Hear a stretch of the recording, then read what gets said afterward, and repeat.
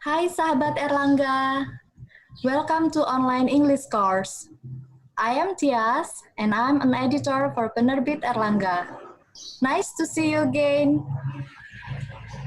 Sahabat Erlangga, you can watch today's lesson live on YouTube.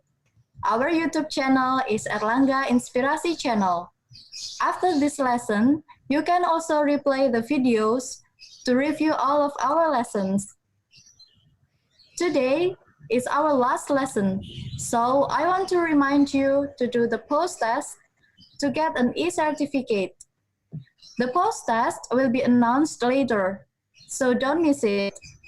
If you already joined our 2 previous lessons on Zoom, you have the chance to get the e-certificate. As usual, this lesson will last for 50 minutes with 3 sessions. The first session is the tutor's presentation of the material, followed by Q&A, and the last is conclusion.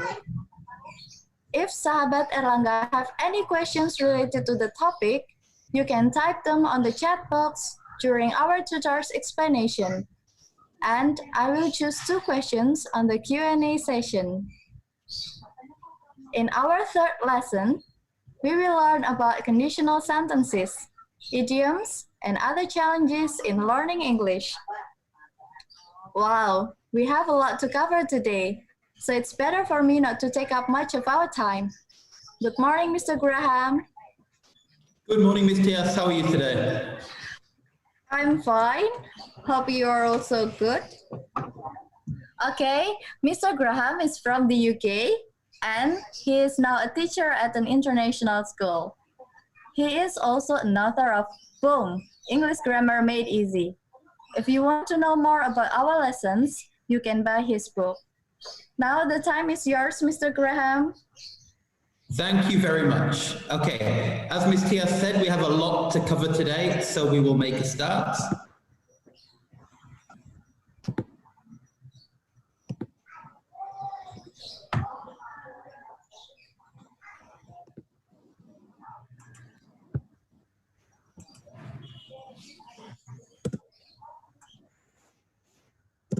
Okay, so as previously mentioned, this is our third lesson.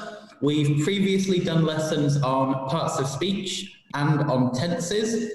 Today we're going to be looking at idioms and some other challenging aspects of learning English.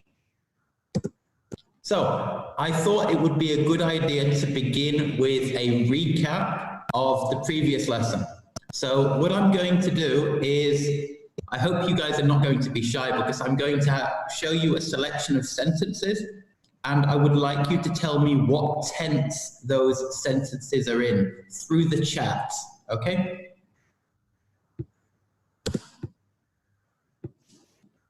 So the first sentence, I have watched that movie. I have watched that movie. So I would like somebody through chat to please tell me what tense this sentence is in.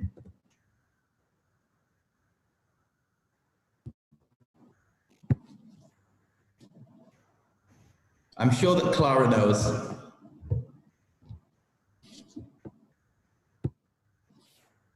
I have watched that movie.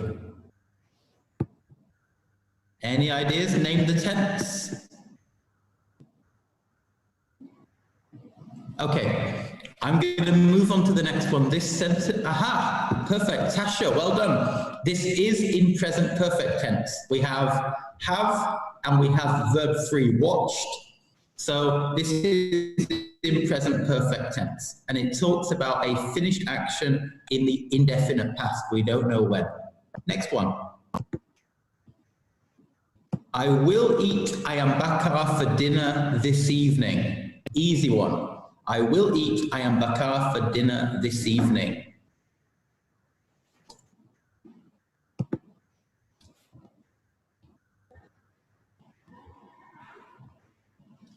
Anybody know what tense this is in?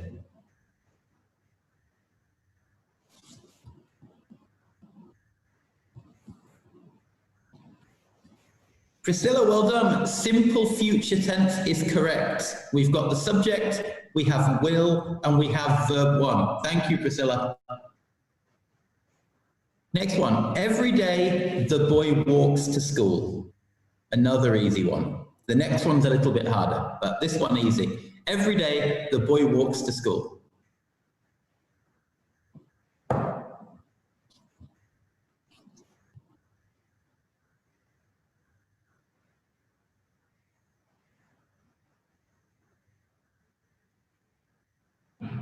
Okay, people are being shy with this one. Every day the boy walks to school is simple present tense because it's talking about a habit or a routine. Okay, a little bit more difficult. Mr. Graham has been living in Jakarta for 15 years. What tense is this one in?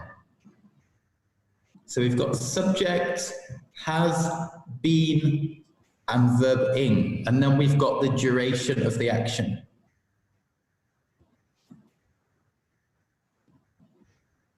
Aha, Tasha again. Present perfect continuous is correct because this is talking about the duration of an unfinished action in the present. Excellent. Thank you to Tasha and Priscilla for answering. We're going to move on with the lesson for today. So this lesson we're going to be talking about conditionals, idioms, and some other challenges. So you may remember from last lesson that there are 16 tenses in English. So last time we talked about the 4 past tenses, we talked about the 4 present tenses, and the 4 future tenses. The 4 tenses that we did not have the opportunity to talk about are conditional tenses. And that's what we're going to start off by looking at today. Conditional sentences are used to talk about possibility, and they always begin with the word if. And just like the other verb, the past and the present and the future, there are 4 different examples, and we call these 0 conditional, first conditional, second conditional, and third conditional. And we're going to go through them now. 0 conditional is used to talk about facts and processes, and it's the simplest one to form. It's also not used that commonly. So this is probably the one that is used least in English. So we form 0 conditional with if plus the subject plus verb 1 plus subject plus verb 1 again. Now that sounds complicated, but when you see some examples, you'll notice it's quite easy to form.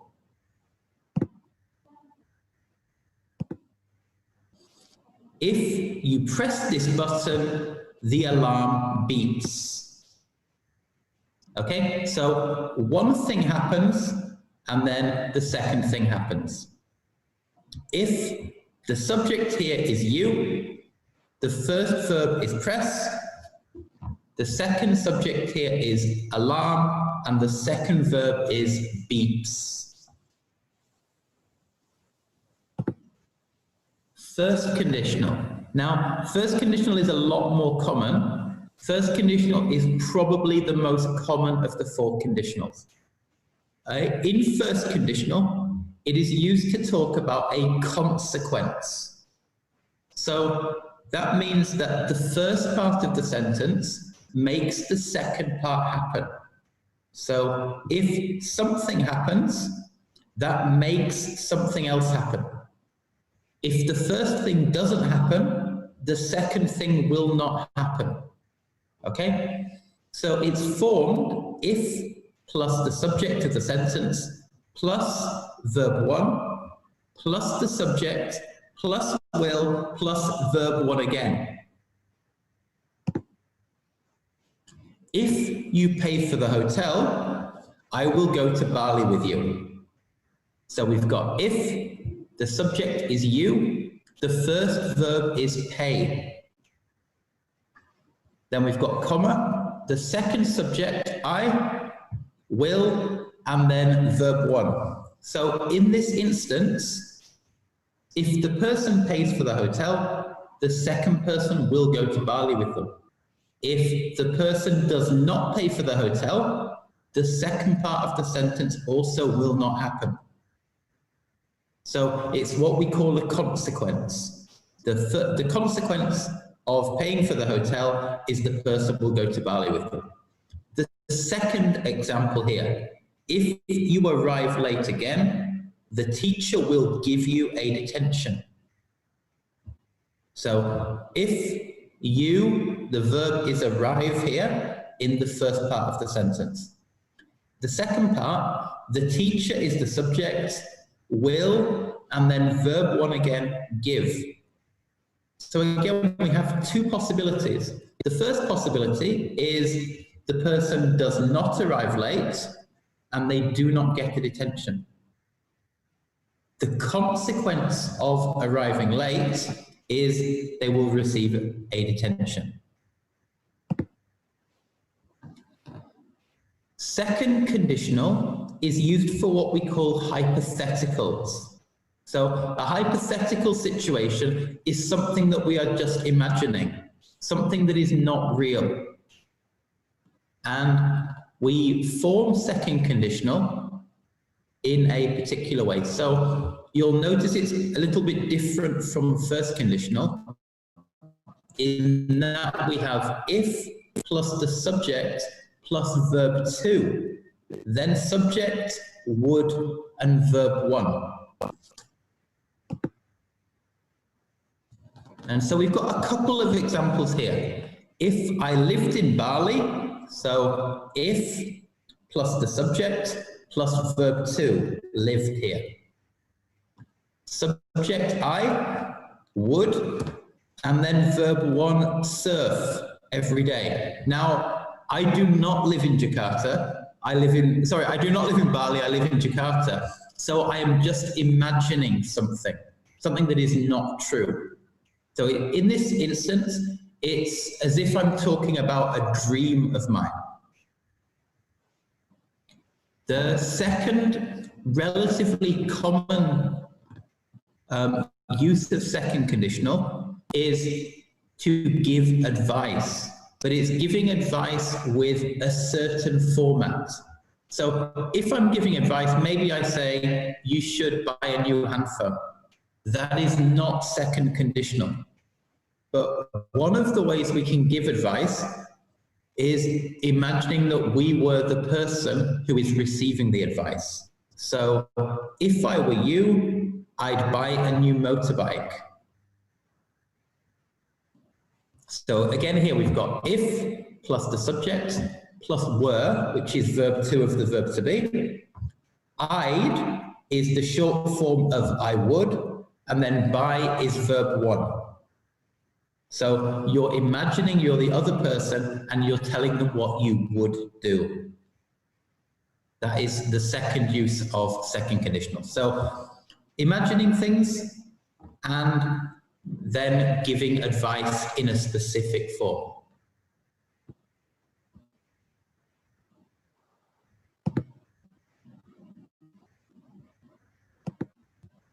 Third conditional. Third conditional is a little bit more complicated. Third conditional is used to imagine a different past. So often when we've done an action, we realize that the action was a mistake and we wish that we could go back and do something differently. That is when we use third conditional. And it seems to be a very complicated tense to form, but you'll see that when we look at some examples, it's not as confusing as you might think. So if plus the subject plus had plus verb three, then a comma, then subject plus would plus have plus verb three. I think it will make a lot more sense when we look at some examples. So the first example we have here, if I hadn't missed the bus, I wouldn't have arrived at school late. So in this instance, what actually happened is the person did miss the bus, and the person arrived at school late and they regret that. So they are imagining a different past here. So we can see the example here. If plus subject plus had plus verb 3. And then in the second clause here, subject would have verb 3 at school late. In the second example, if I had studied harder, I wouldn't have failed.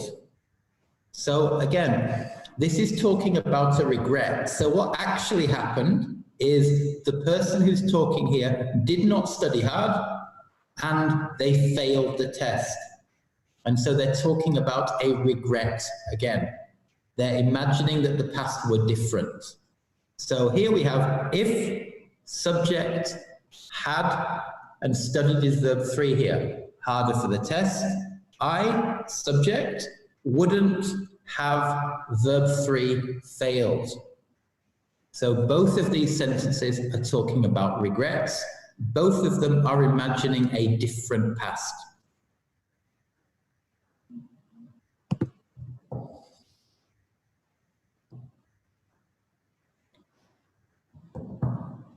Okay, phrases and clauses. Now, you'll notice that when I was talking about those conditional sentences, I mentioned clauses. Now, phrases and clauses are very important to understand because some sentences in different tenses use more than one clause. And so it's important we know what a clause is. So clauses and phrases are different. A phrase is a group of words, but it does not make sense on its own. So we cannot just put a full stop at the end of any group of words and call it a sentence. So a phrase does not make sense on its own. So I've got some examples here. The angry old man. Now, all of these words make sense in English. The adjectives are in the correct order, but this is not a sentence because we do not know what the angry old man did. So in this example, we just have a subject and we don't have a verb. In the second example here, played football, ran around and had a great time in the park. Now here we've got 3 verbs. We've got played, we've got ran around, and we've got had. But this is not a sentence either, because we don't know who did the action. There is no subject here. So both of these examples here are phrases, because they do not make sense by themselves.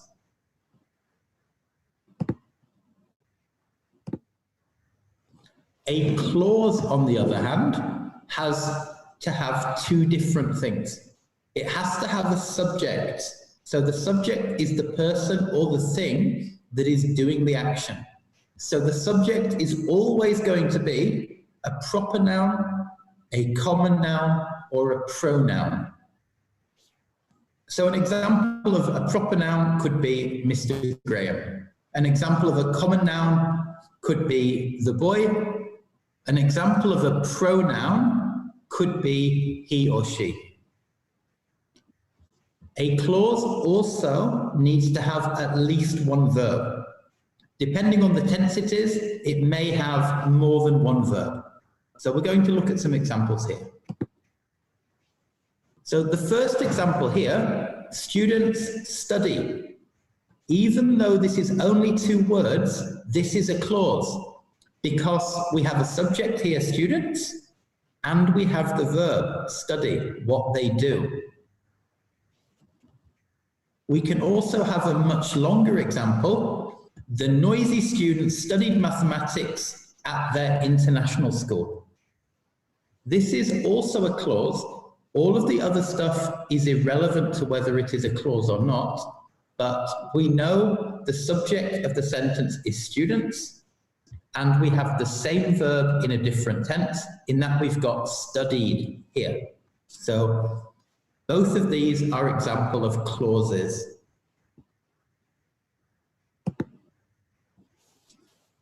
Phrasal verbs. So we will talk about phrasal verbs a little bit now. Phrasal verbs can be very annoying because phrasal verbs are what we call idiomatic. And that means that we use them in a different way to what the literal meaning of the verbs is. One phrasal verb can mean different things, and we're going to look at some examples in a moment of the same phrasal verb having several different meanings. So we've got here the verb take, and we've got the preposition of off. So literally, if we look at these two words, obviously we know the meaning, but when we use them together, they can have different meanings. So I've got three different sentences using the same phrasal verb, and they all have a different meaning. So the first one we have here. After the meeting, I decided to take off my tie.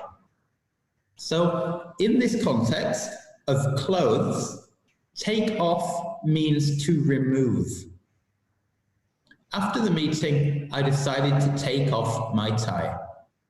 So number one is remove. But if we look at the second sentence, once we have completed the safety check, the plane will take off. Now, in this context, take off does not mean remove, or the sentence would not make sense. If we're talking about an aeroplane, we know that take off, the phrasal verb in that context, means to go up into the sky. If that wasn't confusing enough, we've got a third example here. I hope my online business will take off next year. And we know that in this context, take off does not mean remove. Take off definitely does not mean go into the sky here. Take off in this sentence means to become successful. So the same phrasal verb has got three different meanings here, and that is why it can be so confusing. Unfortunately, there is no rule for learning phrasal verbs. You just have to learn which verbs we use with which prepositions and the meaning that that has. So I've got an example here of a verb, come, being used with lots of different prepositions and having different meanings. So we've got the first example here is come on. So if I'm watching my favorite football team play a match, maybe I say, come on Liverpool, score a goal. So come on here is showing encouragement.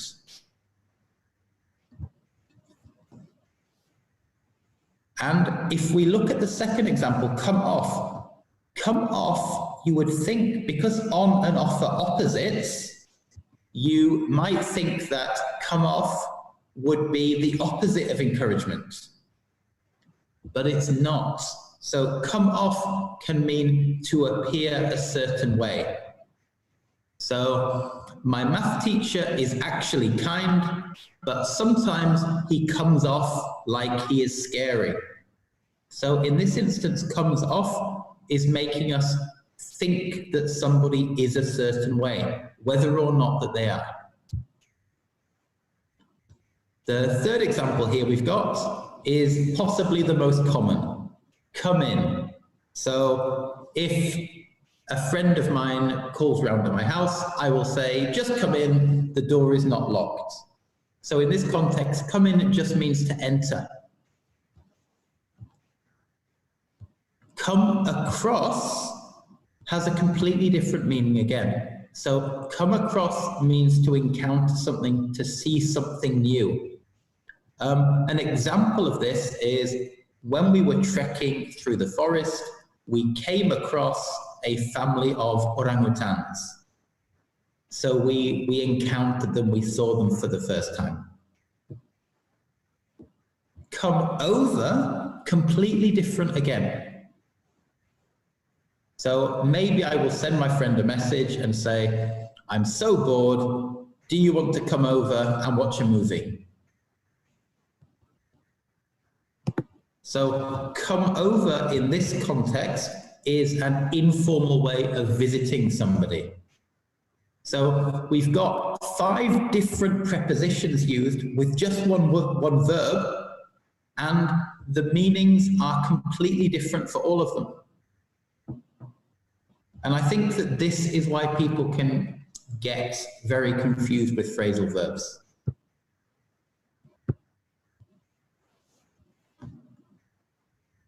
Some of the most common phrasal verbs in English are used with the verb put.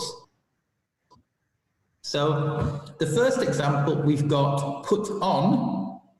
Put on usually means to wear something. So we looked on the previous page about take off. So the opposite of put on is a completely different verb and a completely different preposition. And that is why it can be slightly confusing.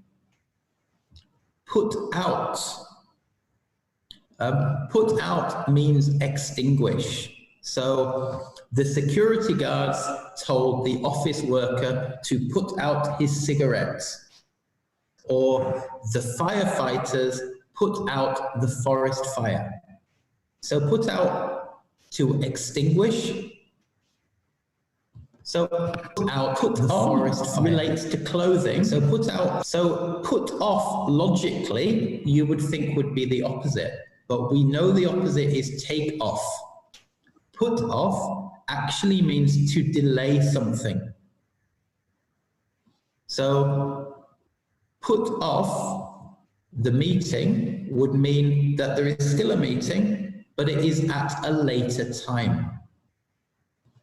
And then next we can see put up with means to tolerate. So we're going to look at these in a little bit more detail. So put up with, for example, there are some things that we do not like, or maybe some people that we do not like. Put up with means that we tolerate the people. So as an example, my little sister is so annoying, but my parents tell me to put up with her, to tolerate. So once again, we've got the same verb with different prepositions with different meanings. And again, we've got get, but we've got get up, get on, get off, get along with. Now, some of the phrasal verbs with get, I think, are a little bit easy because they're quite common. So get up. I think we're all aware get, the preposition up along with get means to awaken from one's sleep. On a school day, I get up at 5 a.m. Get on is used for public transportation most often. So I get on the bus outside my house, and the opposite of that, as we would expect with the opposite preposition, is to get off. So I get off the bus when I arrive at school. So get on and get off are quite helpful because they are opposites. Get along with means to be friendly with someone. So this is an example of a verb with 2 prepositions that also has an idiomatic meaning. I get along with my friends most of the time, but sometimes we argue about football matches.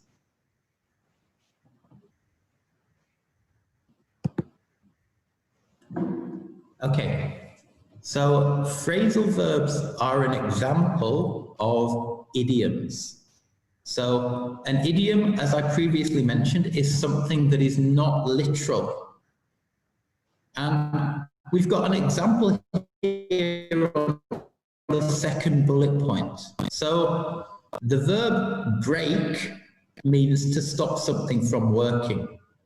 So the past tense of that is broke. So broke would usually mean something is not working. But idiomatically, if I say to you guys, oh, I'm sorry, I can't meet you in the mall, I'm so broke this week, it means that I do not have money. So if you literally know the verb, but you do not know its idiomatic form, then you might be very confused about what I'm talking about. So idioms can be just one word, or they can be phrases or clauses. Even more confusingly, in different English-speaking countries, so in the UK where I'm from, in the USA, in Australia, people will use different idioms differently. And again, apologies, there is no rule for learning idioms. Okay, so we can learn rules for understanding tenses, but in terms of learning idioms, you just have to learn how those words are used in the context. So we've got here some common English idioms, all with the verb hit. So we've got hit the books, hit the sack, hit the nail on the head, hit the roof. Now, if we look at just the verb, we know that the verb hit could be to punch somebody, but none of these are related to punching. So, hit the books means to study hard. I have an algebra test next week. I should hit the books this evening. So, hit the books means to study hard. Hit the sack is the opposite. Hit the sack means to go to bed. So we could combine these two in a sentence. It was my plan to hit the books this weekend, but I was so sleepy, I just hit the sack. Hit the nail on the head is nothing to do with nails. If you hit the nail on the head, you are exactly right. So if you hit the nail on the head, you are correct. So when I was asking you guys about different tenses at the beginning of the lesson, your answers hit the nail on the head in that they were perfectly right. And the final one, hit the roof. Hit the roof, again, is not about the top layer of your house, and it is not about punching anything. If somebody hits the roof, they are very angry about something. So, my parents hit the roof when I showed them my report card. Means that the report was bad, and so the parents were very angry about it.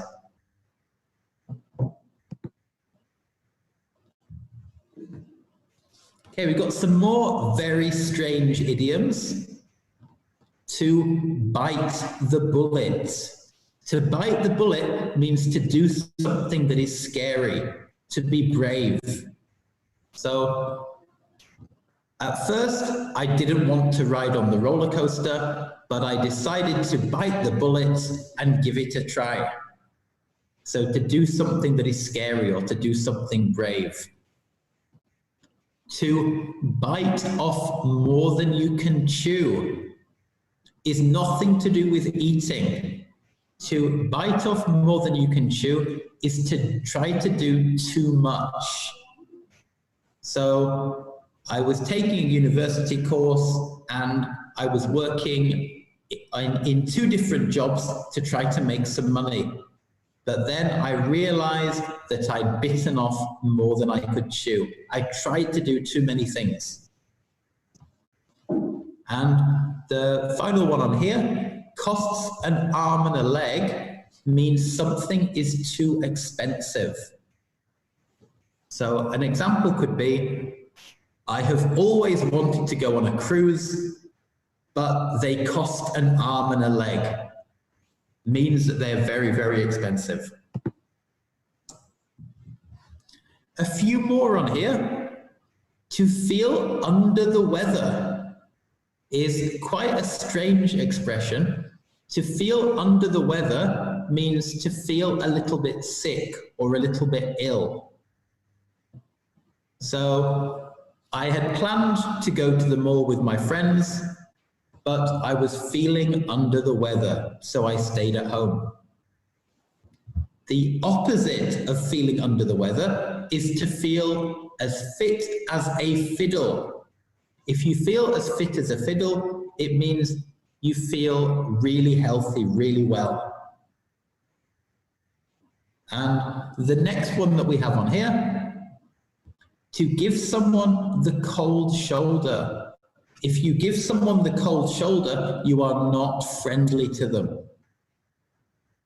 Maybe you ignore them. And we've got some animal-related idioms. Lots of idioms refer to animals, and again, they're not literally about animals.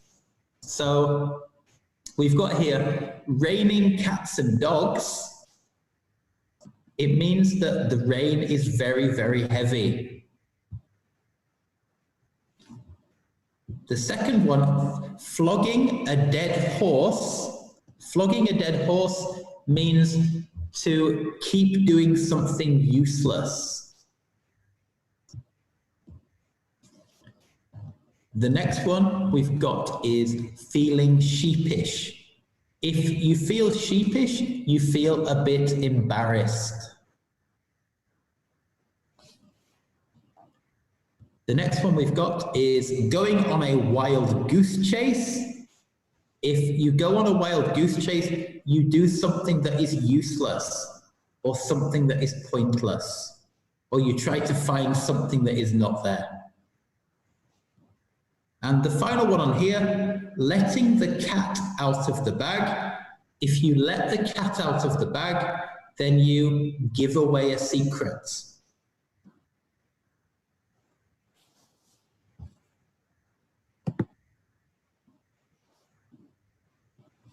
We've got the final page of idioms here. If something is a piece of cake, something is really easy to do. So I thought the test would be difficult, but it was a piece of cake. Pulling someone's leg.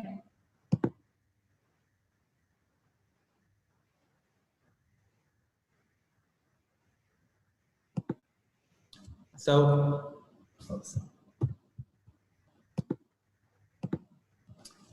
pulling someone's leg is if you're lying to somebody, not telling someone the truth. The second to last one here, we've got throw caution to the wind. That means to stop being careful, to do something that is risky. And the final idiom that we're going to look at here, steal someone's thunder. If you steal someone's thunder, you get the credit for something that someone else has done. The final thing we're going to talk about today is tag questions. So if we are asking a question, usually the question has a WH question word at the beginning. So if we want to ask a question, we would ask who or what or where or when or why or how if we want information. Or if it's a short answer question, we will commonly use the verb to be or the verb to do. So, is she your sister? Do you like chocolate cake? Would be short answer questions. But there is another informal way that we can ask questions in English.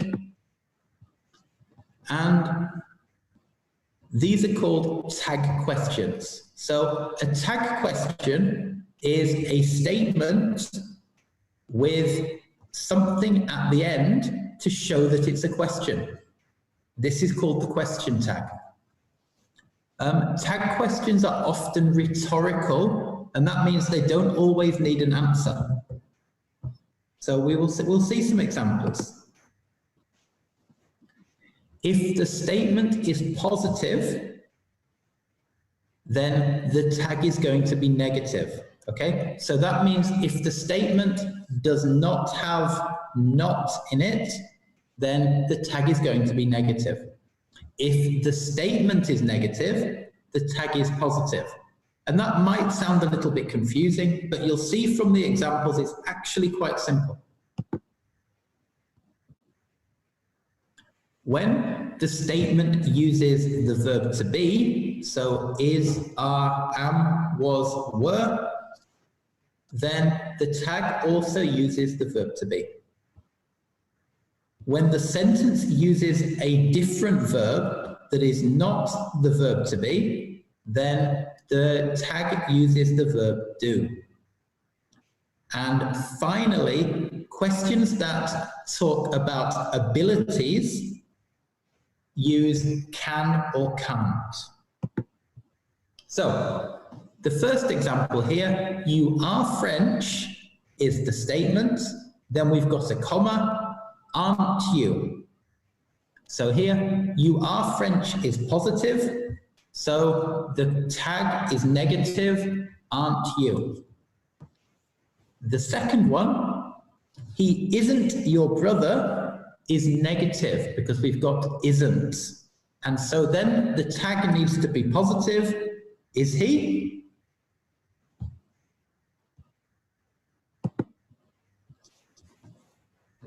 And we've got examples here with don't and do. So this one, we've got a verb that is not the verb to be. You like chocolate cake is positive, so the tag is negative, don't you? And the next one we've got, you don't like algebra is negative, so the tag is positive, do you? And finally, talking about abilities.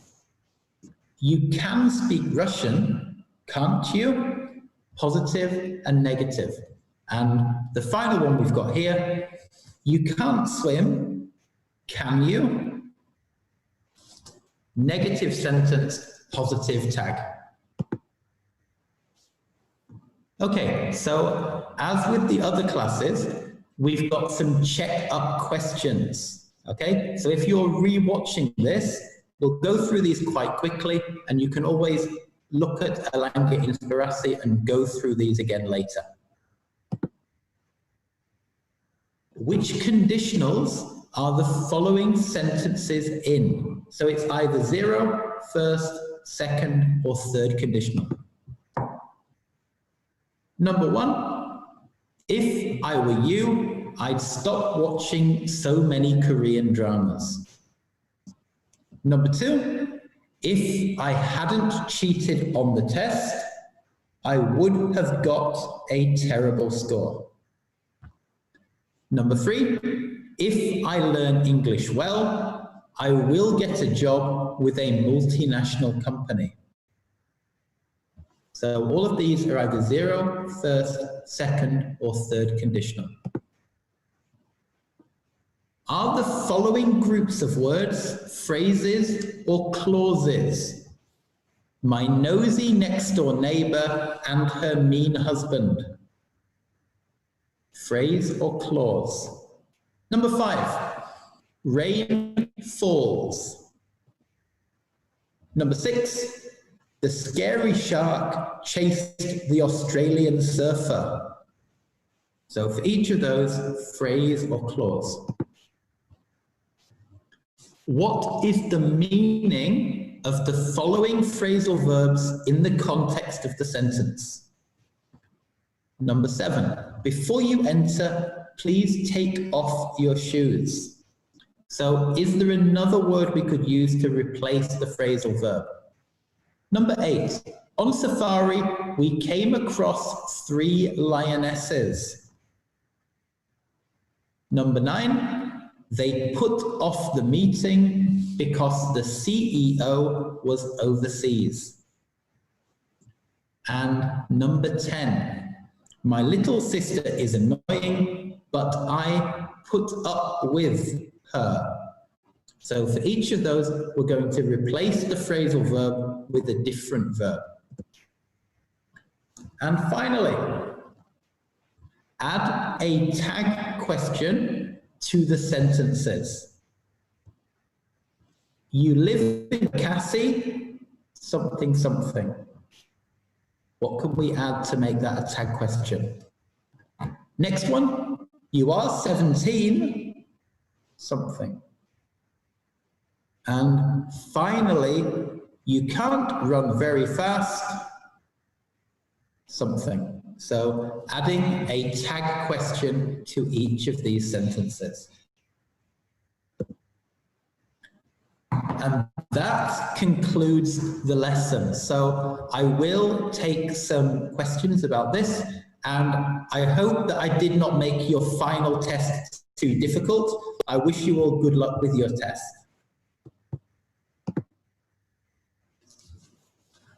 Okay, thank you, Mr. Graham, for the explanation.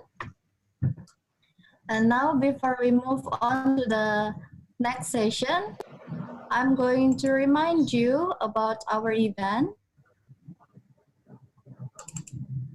Erlangga is holding Erlangga English Speech Contest 2020, and the audition will be online. All you have to do is to upload your videos on Instagram or YouTube and share the link to us. You should join the event because we have 10 million rupiah for the winner. And this event is open for students of primary schools, junior high schools, senior high schools, and vocational schools. You can choose one of the following topics. They are health, environment, technology, education, and culture.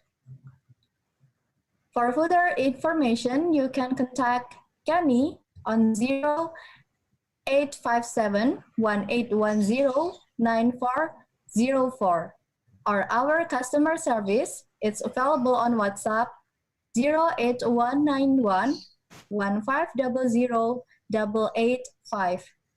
You can also visit our Instagram at Buku Erlangga and our website www.erlangga.co.id/EESC2020.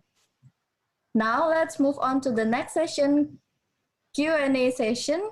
And for the last lesson, we have 3 people to ask questions to Mr. Graham. And the first question is from Adele.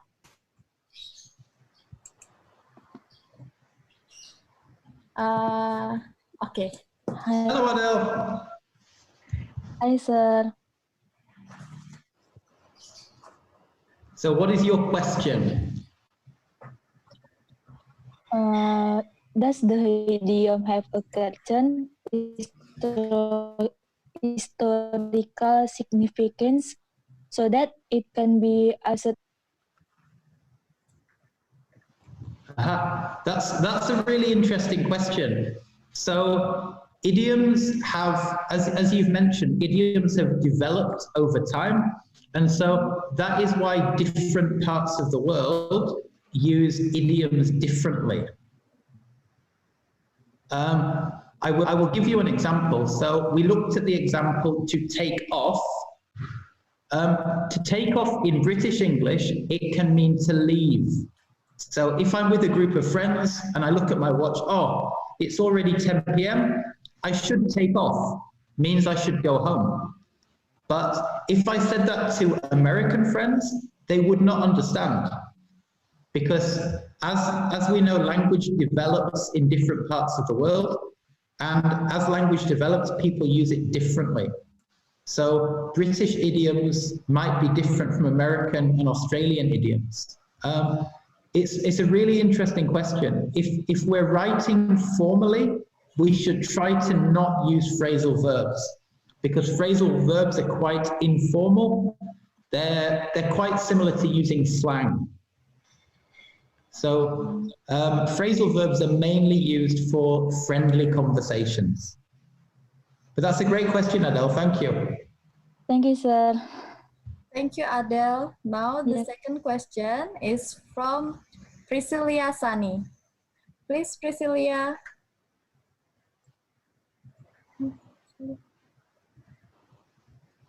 Hey, sir. Hello. Hi, sir. I want to ask you about the word of let alone.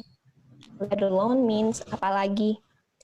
Like, I don't have I don't have money, let alone to buy let alone to buy a new car. That jadi kalau from let alone itu masuknya ke phrasal verb or other form gitu. Okay, so let alone is actually a verb and an adjective used together. So alone is usually an adjective. So he was very bored because he was alone. So in that sentence, alone is an adjective. We know that let is usually a verb that means something is okay. So our teachers let us use dictionaries during the test. So in that example, the teacher said something is okay. But you're correct, Priscilla, in that this use is idiomatic, right? Idiomatic. So we use let alone to talk about two things together when one of them is more extreme than the other. So an example is, I didn't have money for Indomie, let alone a fancy meal in a restaurant. So we've got two different things that we're talking about, and one of them is a more extreme example. So very similar to the sentence that you gave me before, I don't have money for a motorcycle, let alone a sports car. So here we are using, it's an idiom, we're using a verb and an adjective together that has a different meaning from a normal meaning. Does that make sense, Priscilla? Yes, sure. Okay, thank you. Thank you. Thank you, Priscilla. Now the last question, we have Devi Lestari. What is your question, Devi, please? Hello, Devi. Halo, Sir. Pengen tanya, Sir, kan di conditional tipe 2, awalnya selalu pakai if I were. Kenapa semuanya memakai if I were, tidak memakai if I was?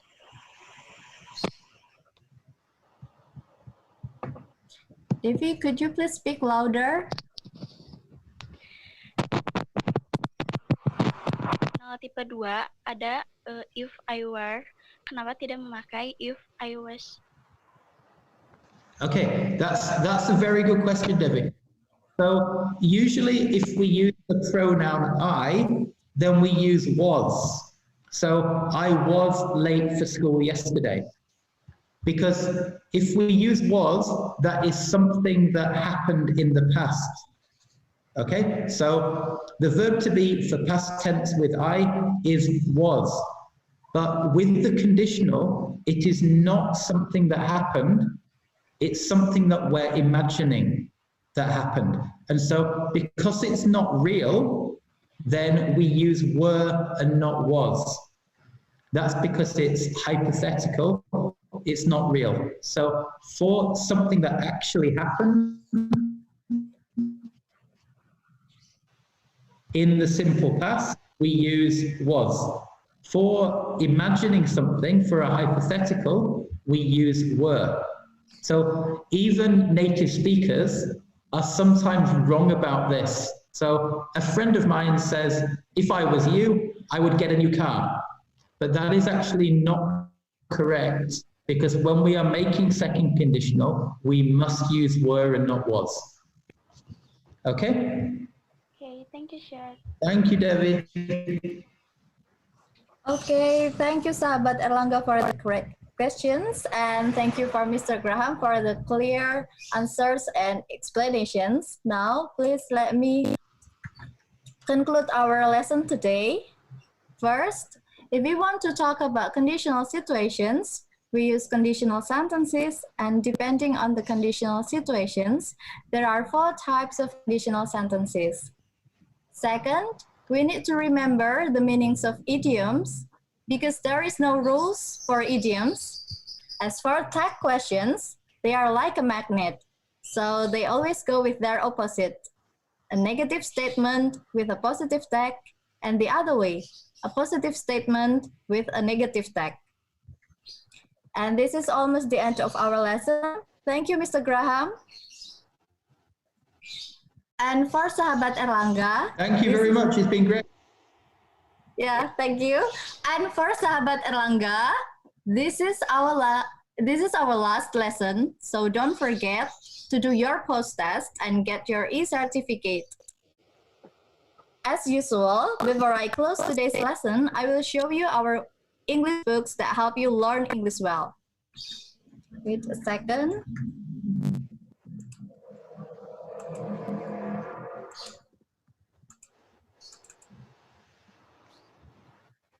So these are the books. We have Boom, English Grammar Made Easy, Pathway to English, and English Assessment Test.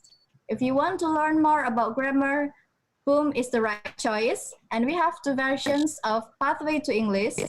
The regular one is for all students of senior high schools, and the second one is for the elective program. If you are taking English as your elective class, you can use this book. English Assessment Test is the book for testing your English competency. Okay, all of these books are available at the nearest bookstore, so you can go grab them, or you can also buy them online. Now, this is the end of our online English course. You can watch the lessons again on our YouTube channel. It's Erlangga Inspirasi channel. Stay safe, stay healthy. Bye-bye. Bye-bye, guys. Thank you again for joining.